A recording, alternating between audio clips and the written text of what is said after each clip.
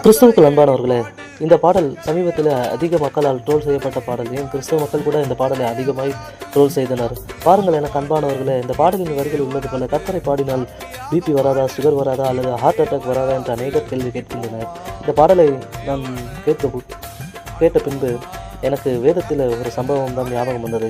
அது அப்போஸ்தலர் 16ஆம் அதிகாரத்தில் பவுலும் சீலாவும், எனக்கு அன்பான தேவ ஜனமே, 16ஆம் அதிகாரத்தில் பவுலும் சீலாவும் ரோமர்களால் சிறைச்சாலையில் கட்டப்பட்டிருந்த போது அவர்கள் கர்த்தரை துதித்து பாடின போது தேவனாகிய கர்த்தர் அவர்களுடைய சிறைச்சாலையின் அஸ்திபாரங்கள் அசையும்படியாய் அவர்களுடைய கட்டுகளை அவிழ்த்த தேவன், அந்த தேவனுக்கு நம்முடைய ஹார்ட் அட்டாக்கும் பிபி சுகரும் ஒரு காரியமே அல்ல. நாம் கர்த்தரை உண்மையாய் விசுவாசத்தோடு நம்பிக்கையோடு பாடி துதிக்கும் போது ஒருவேளை பிபி சுகர் வந்தாலும் ஹார்ட் அட்டாக்கே வந்தாலும் கர்த்தர் அதிலிருந்து நம்மை விடுவிப்பார் என்பதே வேதத்தில் உள்ள சத்தியம். ஆமென். கர்த்தர் தாமே இந்த வார்த்தையை ஆசீர்வதிப்பாராக. ஆமென்.